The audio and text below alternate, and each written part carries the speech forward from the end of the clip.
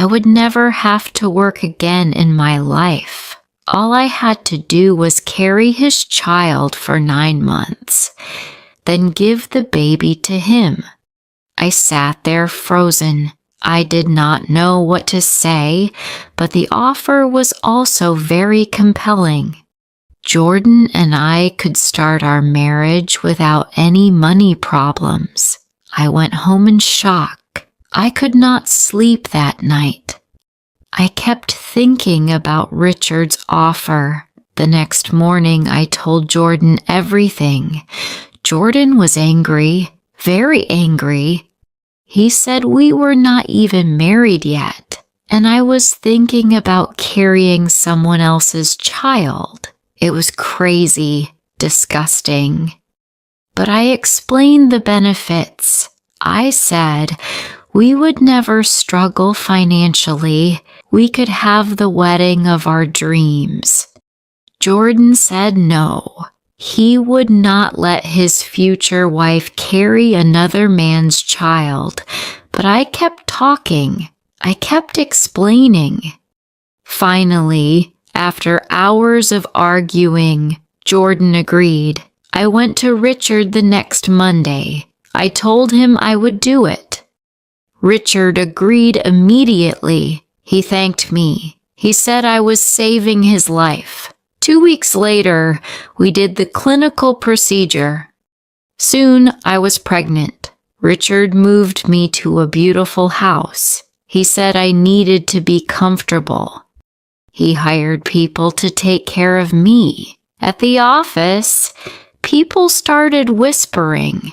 They did not understand why I was getting special treatment. They were jealous. Some people gossiped. They said I was carrying the boss's child. They said I was having an affair with Richard. Richard visited me every day. He brought me food, vitamins, books. He asked how I was feeling. He made sure I had everything I needed. Sometimes he would touch my belly gently. He would say I was giving him the greatest gift of his life. But Jordan began to notice every time Richard visited. Jordan would get quiet and angry. He would leave the room. He would not talk to me for hours. I told Jordan not to worry, but Jordan was suffering. I could see it in his eyes. 7 months into my pregnancy, Jordan came to me. He said he could not bear to look at me carrying another man's child. He said watching Richard take care of me was torture. He said he could not continue our relationship anymore. Jordan walked out of the door. He was gone. I felt sharp pain in my stomach immediately. I could not breathe. I called for help. I tried to stand but collapsed.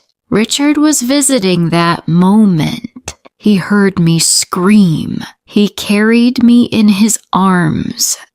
He drove me to the hospital faster than I had ever seen anyone drive. At the hospital, doctors said I was going into premature labor. The baby was coming early. They needed to do surgery. I was terrified, but Richard held my hand the entire time. The surgery lasted 5 hours. Richard never left. When the baby was born, the doctor held up a tiny boy. Richard looked at his son and started crying.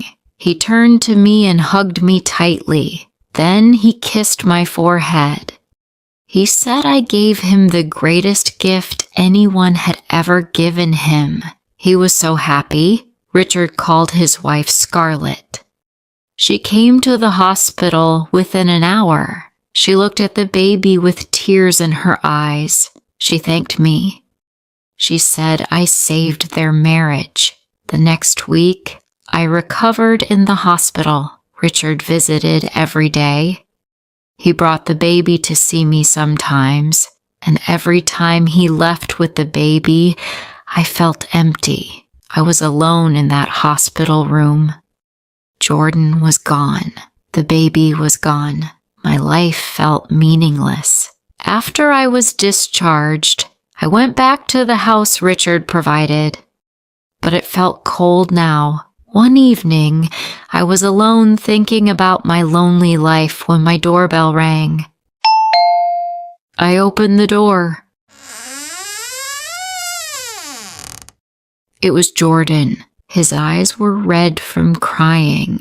He said he tried to live without me, but life without me felt boring and empty. He said he was selfish to leave me. He said he was sorry. Jordan begged me to let him be part of my life again. He said we should forget the past and continue our life together. I looked at Jordan, the man I loved. I cried and hugged him. If you liked this story, please like, comment, share, and subscribe.